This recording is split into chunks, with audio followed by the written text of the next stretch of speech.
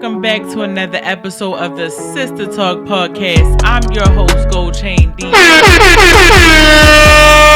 and I'm just a sister who has a lot to talk about. And from week to week, y'all know I only got more and more I want to talk about. Listen, if you let them shenan once, they gonna always shenan again. Okay, there's been a lot of shenanigans going on this past week. Most of them related to Diddy. I know we all tired of talking about him, but listen, I gotta keep the tea flowing.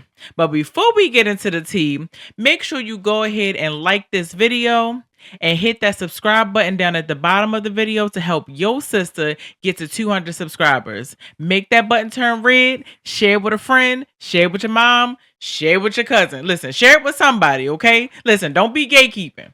Now, what's been going on this past week for your sister, okay?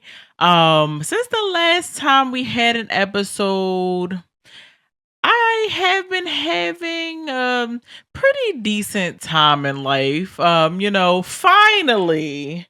and this deserves a round of applause. Finally got my car through inspection, thank God. It only took several diagnostics, several 6 o'clock in the morning rides, several miles to reset the mileage so I can get the emissions. It's just a lot of chicanery, okay?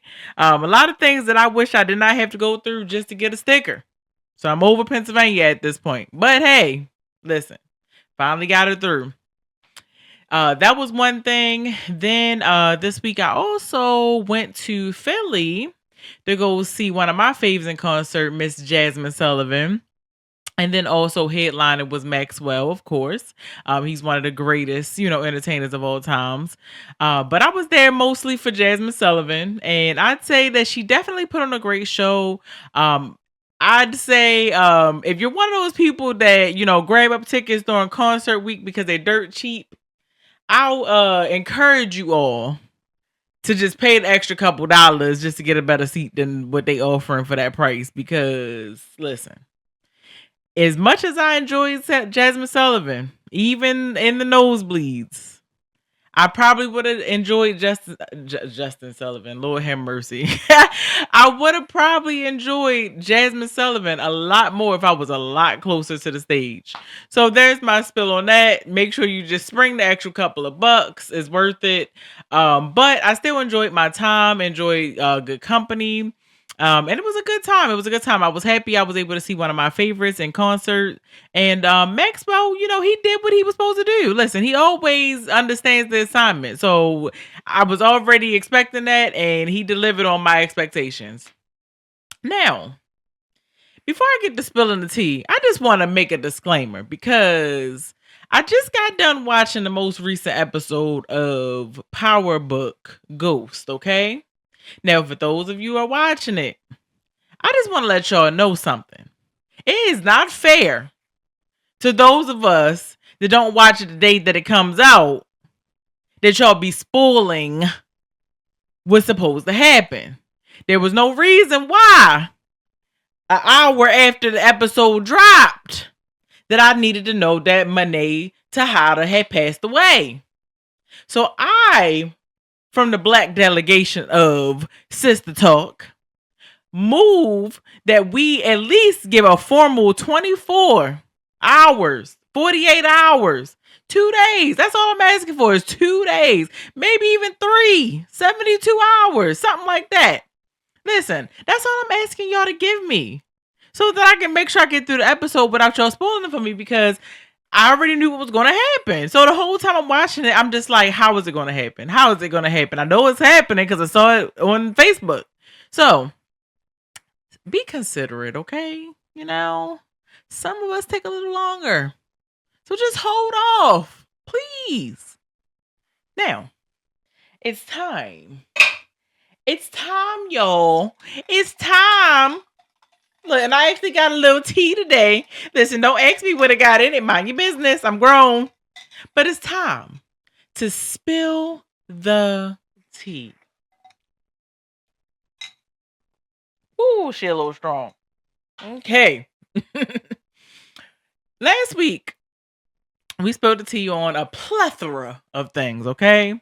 This week, we're going to give you a few updates because some of these things are still ongoing in the media, and I'm sure y'all want to know what's going on.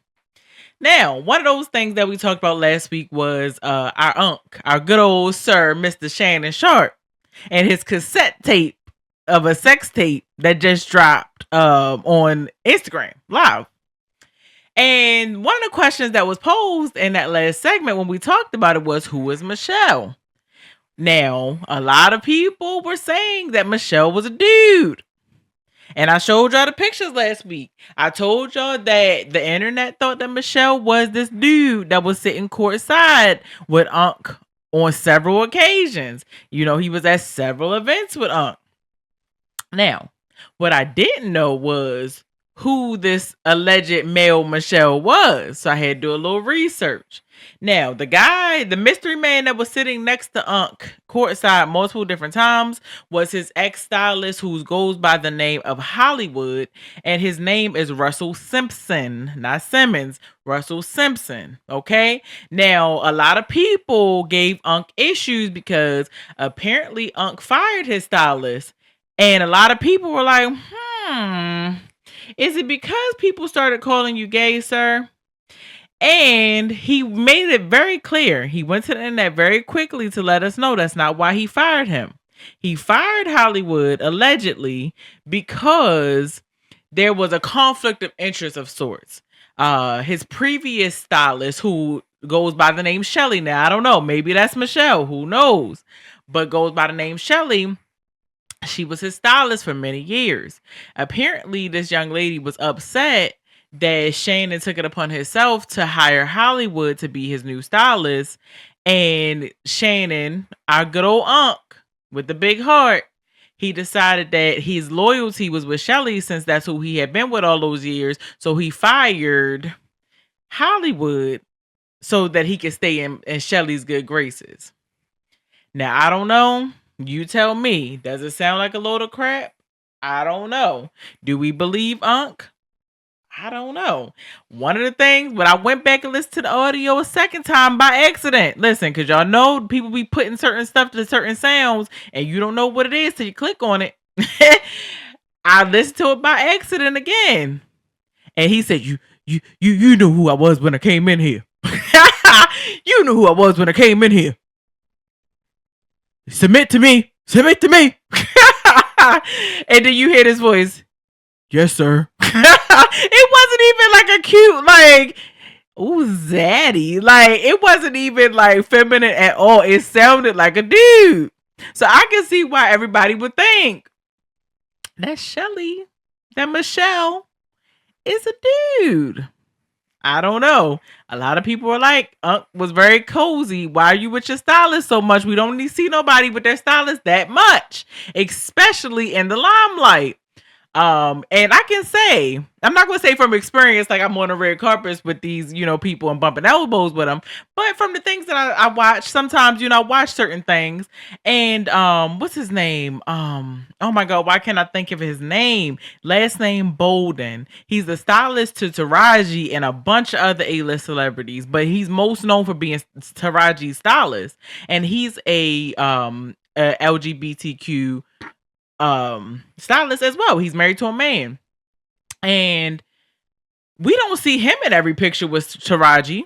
So I mean, therefore, I think I can conclude that it's not standard practice for the stylist to be all up in the pictures, all on the court side. So hey, there's that. Let me know your thoughts in the chat. Now, as I said at the beginning of this video, before we even got into the tea, was that, of course, all this foolishness going on with our good sir Diddy, okay? I promise you, this is all I've seen for the last 2 weeks. Every time I go on Facebook, I swipe, and all I see is another Diddy meme. All I see is another Diddy video from the 90s, from the 2000s, that, made me think like, how was this missed? And I think it's another situation of A lot of us that are grown now were not old enough to really like dig in. And our parents at the time weren't concerned with this type of information. They were concerned with putting food on the table, clothes on our backs. The focus was a lot different. So I can understand how things went through the cracks. So I think it's another one of those situations where a lot of the foolishness, all the chicanery, all the shenanigans that Mr. Love, Brother Love, was putting on for all these years kind of got pushed to the side as entertainment because at the time, reality TV was relatively new. A lot of people didn't know what might have been entertainment, what wasn't. I don't know. But I'm here because the reason why I'm going to get into some of the things that I've seen over the past week or so.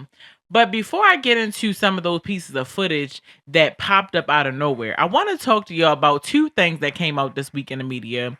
And the reason why I want to talk about it is because I got to challenge y'all, and I always got to make y'all think outside of the box because we live in a time right now where it's a lot of fake news going around. And you got to make sure you fact check and make sure you woke, okay? You may think you woke, but you might just be sleepwalking, okay? The first thing I want to talk about, Justin Bieber. Now, of course, Justin Bieber's name gets thrown around in this Diddy conversation a lot because, allegedly, the first or the most popular member of the Diddy flavor camp, Mr. Usher, pimp Justin Bieber out to Diddy and made him Diddy's prized possession so that he could take a step away from his boyish duties. Allegedly. Now, Justin Bieber gets tossed up in this conversation because we know that Diddy was granted 48 hours of guardianship over this young man when he was a lot younger. And since then, we've seen Justin Bieber look very much uncomfortable and out of sorts when it comes to having a discussion about that. But that's not what I want to talk about right now. What I want to talk about right now is everybody heard this song going around on TikTok. I lost myself at a Diddy party. Didn't know that was where I would go. I was in it for a new Ferrari. And I didn't know that it'd take more than my soul. Okay, I'm improvising. That was enough for y'all to figure it out, though. I know y'all heard that song on TikTok. It's been going around popularly early this year. Maybe closer to last year as well, but it resurfaced again because of everything that's going on with Diddy. Now, I feel as though it's resurfaced, and a lot of people are like, "Oh shoot, Justin Bieber, like he came out with a song telling it all." I want to tell y'all something, okay? We talked about artificial intelligence. We talked about AI a lot on this podcast, okay? Don't believe everything that you hear. Believe what you see. And even still then you got to be careful with that as well because artificial intelligence, I've seen a lot of videos where they've manipulated the mouth of an original clip and made it look as if that person is talking. So you have to pay attention. Don't take everything off face value. So the song, I personally believe, experts personally believe that this song was manipulated and created using artificial intelligence.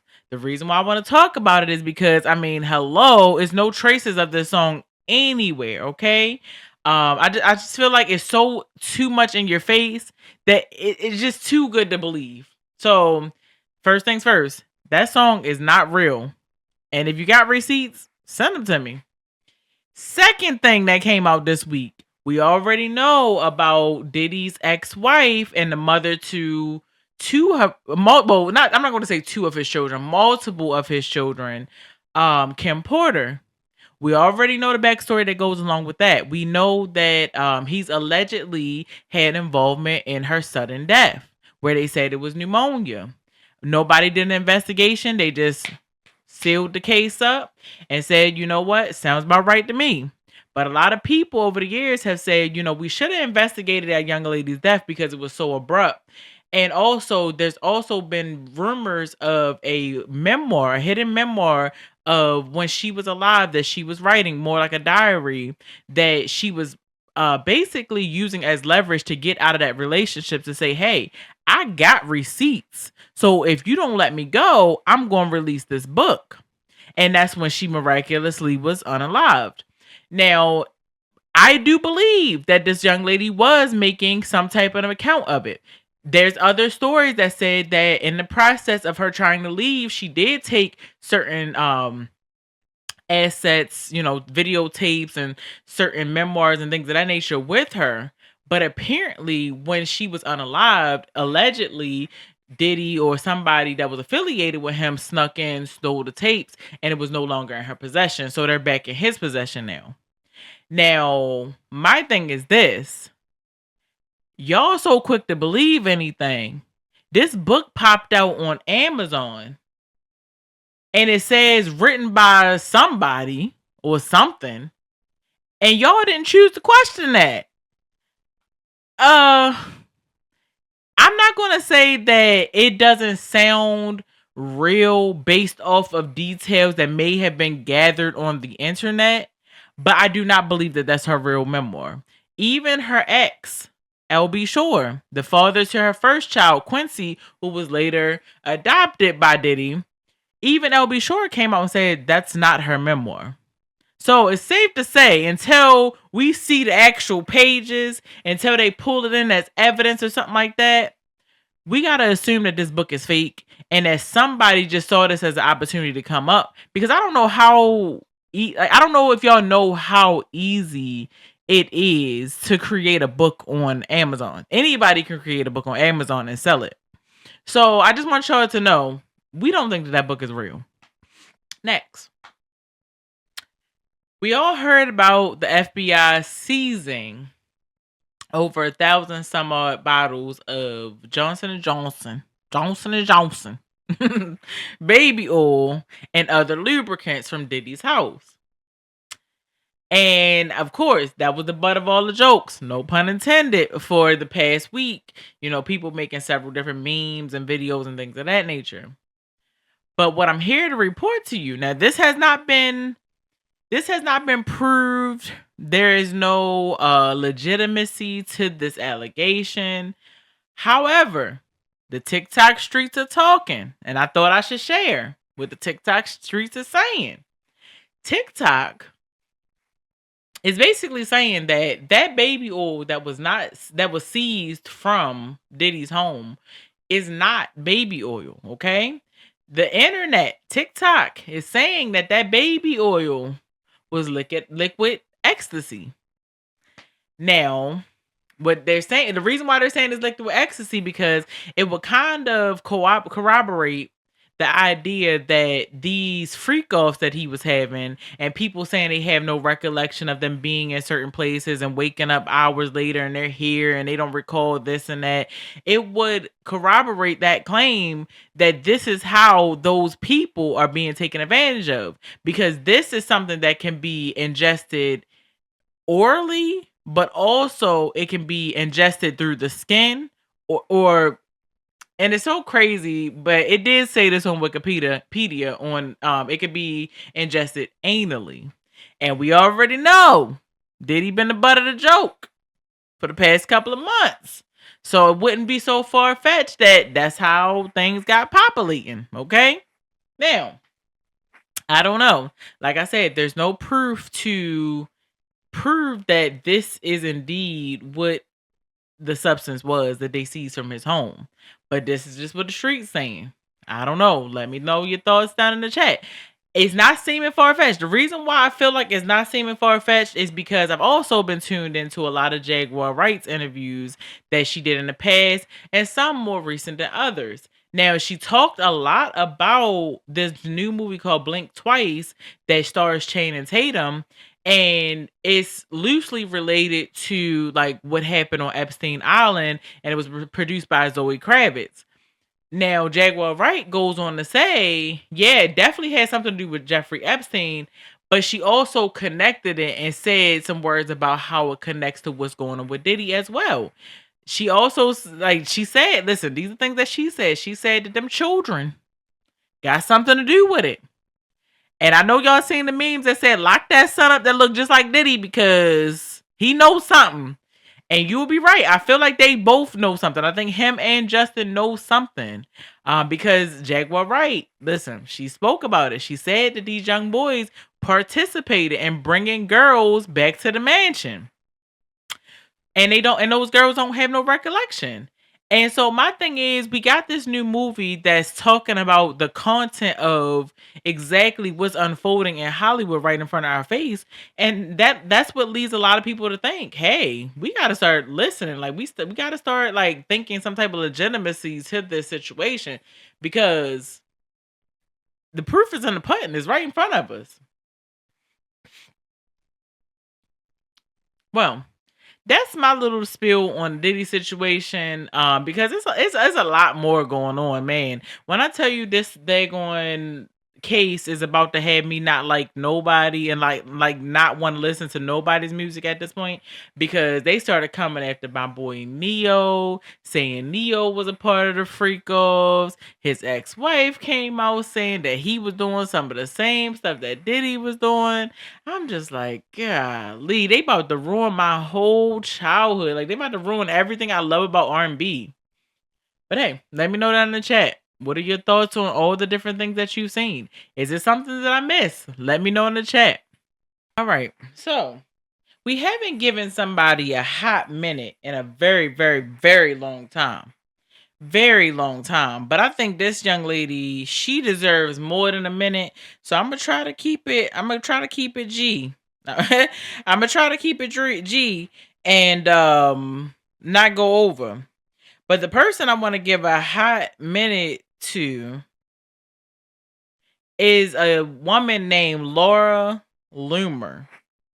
Now, you might be asking, who's Laura Loomer? Because that's not a name that we most, hear in the media very often. And if you follow politics, you may have heard her name. Laura Loomer is an American far-right political activist, conspiracy theorist, and internet personality. She was also the Republican nominee to represent Florida's 21st congressional district in the 2020 United States House of Representative elections, and she lost to a Democrat. This woman has described herself as pro-white, and a proud Islamophobe. But the reason why this woman came across my radar is because of a video that she posted to her social media where she says some choicy things about Kamala Harris as well as other African American females who are in politics. I'm going to show you the video before I get to going, before I get to getting, before I get to snapping. I'm going to show y'all a video. And because I want y'all to be able to make your own opinions. Take a look. Like the way they talk and their little DEI Shaniqua voices, and it's just very piercing, very irritating sound. They all have the same voice. I'm talking about Kamala Harris, Letitia James, and Fannie Willis. Like all of the meritless DEI Shaniquas talk the same way. It's very obnoxious the way that they talk. Like the way they talk. Meritless DEI Shaniquas. That's what she called them. Meritless DEI Shaniquas. I told y'all in a few other episodes that DEI was going to be the word. It was going to be a trigger word because, in some instances, they're going to use it as a cop-out. And I believe in this situation, she took the opportunity to downplay the contribution.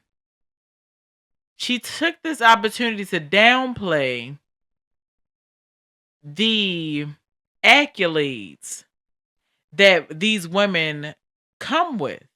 We already know that when we go high, they go low. So I didn't expect anything less. She has been escorting Trump to several different rallies, but claims to have no affiliation with his party. I don't know. But I'm going to give a hot minute. I'm going to give a hot minute to Shorty. Put a minute on the clock. Girl, out of all the things that you could say about these women that are more qualified than you, that are beautiful black women, you chose to take a cop out and call these women Shaniqua. You already showed your hand, sweetheart. It was so many other things that if you wanted to come up as a educated woman that you could have said about these ladies. But you chose to take the word Shaniqua because you already know that there's a negative connotation surrounding that name. And you said a lot without saying anything. Yeah, you called them meritless. But I think that I'd rather take meritless over you calling a black woman Shaniqua. Because what are you saying, boo? You saying that these women are ghetto, they have no class, that they are neck popping and gum chewing. Because we all know the negative connotations around it. You didn't have to say it, but it was heavily implied. Ma'am, go sit down somewhere. Because it's clear to me that they made the right choice when they outvoted you and put a Democrat in the House. Why? Because all you want is the clout, sweetie. And if you want clout, just be an influencer. Say that. Say that. If that's all you want to be is an influencer. Now that's all the time that I give you. Your minute is up.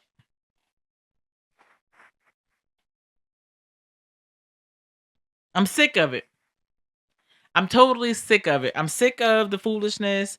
I'm sick of any time that a black woman in power gets some type of recognition that we have to be belittled and, um, we have to be belittled and minimized to a ghetto stereotype.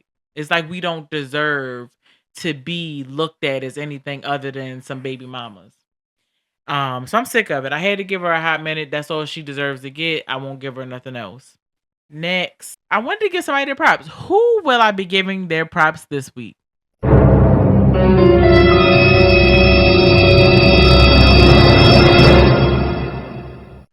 All right. Y'all know the sound. I have to give somebody their props. Now, the person I want to give their props, and you may not know who this young man is. This man is most popularly known on the internet as a rapper singer, and one of his songs recently just went viral this year on TikTok. His name is JP. Hey yo, I'm JP. Look, y'all know the song, okay? You ever told her I got G's? You ever make a Betty hit her knees? Well, that's what I'm JP. I didn't make it say, hey, oh, bow. Front row shaking you a baby. She shaking dummy ass, didn't want to grab it. Listen, I run around the house for no reason, just saying, hey, oh, bow. well, guess what? He's JP, okay? Now, his formal name is Josiah Gilly. He was born in Milwaukee. And like I said, he's a rapper singer. But the reason why I want to give this young man his props is because he's super talented. Super talented. And I hope that like he has been still garnering some type of momentum right now. The last thing he did was with my boo and Ali Chopper. So he has been making his rounds in the industry, but I just hope that he doesn't lose steam. Right now, he is attending the University of Wisconsin Stevens Point as a music performance major with a focus on vocal performance and a minor in communication. And he also plays as power forward for the school's basketball team. Shout out to him. Listen, I want to give him his props because he's a formally trained opera singer. Not many people in the industry have that type of talent. So that's the main reason why I want to give him his prop is because he is super talented, and I hope that he evolves. That's the best word I can say. It evolves. Like, yeah, he got attention for E-O bow. Look, I'm JP. Listen, it's catchy, okay? It's catchy. It got me in a chokehold still, and it's been out for a minute now. Yeah, he got popularity from that, but he's so much more talented than that. And I hope that he evolves so that we can see more quality from him. Now, I gotta give a little bit of tea. When I first came across JP, it wasn't because of his talent. I came across JP because he first garnered a lot of attention on TikTok because people trying to call him out for his sexual encounters with a man. That's not a secret. JP, when he first came out, listen, I'm trying to find, hold on, let me find what I'm okay. So it's not a secret that JP is a bisexual male. He said he wasn't hiding that. He said that everybody who knows him knows what he be doing. Okay. The rumor circulated on Twitter. I mean, not Twitter, on TikTok, because he basically made a video on live saying the same way you decide to crack a bad bitch, I made a decision to crack a man. Hey, listen, it was so crazy because he was just like, look, I took this. Your nephew. That's your nephew. He done ran through here, okay? Tripping on stuff. Doing the most. Anyway, he didn't make me lose my train of thought. He took a situation and turned it into a positive. He basically got ahead of the situation and said, hey, this is who I am. This is what I do. Okay? You can't be mad at a man for owning his truth. I can't say that him coming out with that information made me look at him differently. But I do think that as a rapper in this day and age, it's still not very acceptable to be a part of the community, especially as a black man. However, I do feel like he kind of knocked down some barriers when he owned it. Because I remember when I first saw the information, I was just like, okay. I can't say that I dislike him because that's what he does in his spare time. And ultimately, I think like he just has charisma. Like he has that like effect, like a star power, like a factor about him. I don't know. Listen, he's on my radar. Is he on yours? Let me know in the chat. Is he worthy of the props that I'm giving him today? You let me know. It's time. Okay? It's time for conspiracy time. Okay? I don't think we had a did we have I don't even know if we had no, we did have a conspiracy last week. Last week we had a conspiracy. It was a very quick and simple conspiracy about Colonel Sanders. But this week, and we've talked about this young lady before, and one of these other women that I'm going to be talking about conspiracy talk, I kind of, shied away and stayed away from saying her name on the podcast. But I don't know how long I'm going to be able to stay away from her now that I'm talking about her today. The conspiracy is now we talked about Latasha Harlins, who was a 15-year-old girl who was unalived in Los Angeles back in the 90s following the Rodney King events. We talked about her when we talked about Asian or Korean store owners who abuse their power and treat certain people of color, who the people that they service, they treat them a certain type of way. So we talked about her then, and she was unalived by a Korean store owner who thought that she was stealing something. But the conspiracy, once I show you a picture, I never showed y'all what she looked like on the last episode. This is a picture of Latasha Harlins. Now the conspiracy is this: if you believe in reincarnation, TikTok streets, they buzzing saying that Latasha Harlins looks a lot like Sukiyana. The resemblance is uncanny. That's the conspiracy. A lot of people who are into like I believe it's called like gematria and all that stuff, where they do the numbers and they add it up and they do this and that and they look at the birth charts and blah blah blah blah blah. Listen, I'm not deep into all of that stuff. That ain't listen. I'll take your word for it. I'm good. Um, but a lot of those people that are into it are basically saying when there's reincarnation involved, a lot of the times the birth parents of each person have similar initials. And in this case, if that is true, Latasha Harlan's mom has initials CL, and so does Sukiana. They also went as far as to say, hey, when Latasha Harlins was unalived with moon phase, with the horoscope or whatever zodiac was the moon in during that time. And then they furthermore looked and seen what the moon phase was when Sukiana was born. And they do coincide. I don't know much about reincarnation. I do believe that, reincarnation is real to some extent.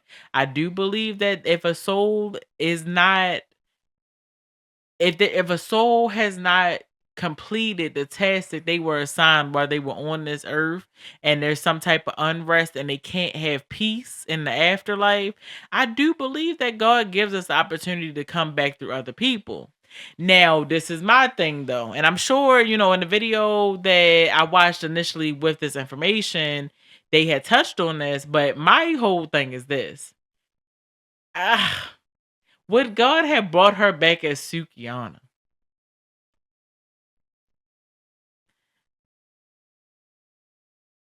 That's the only thing that makes me like question whether this is a conspiracy or not.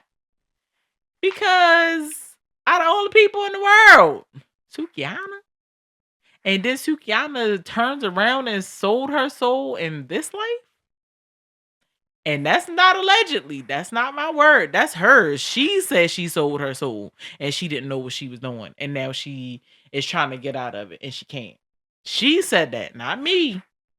So it could just very well be not be a conspiracy. Like, I don't know. Let me know in the chat. Is this too far left? Am I crazy? Is TikTok crazy? Is the resemblance uncanny? Let us know in the chat. Well, that's it for tonight's episode of the Sistah Talk podcast. I hope you enjoyed all the action-filled news that I had in this episode. Again, as a reminder, before you click off of this video, make that subscribe button turn red and help me on my road to 200 subscribers on YouTube. Share this video with a friend. Share it with a family member. Don't gatekeep. Thanks for tuning in again to the Sistah Talk podcast. I'm your host, Gold Chain Diva. You can follow me on all social platforms at goldchain__diva. And I look forward to bringing you the tea next week. Have a great night.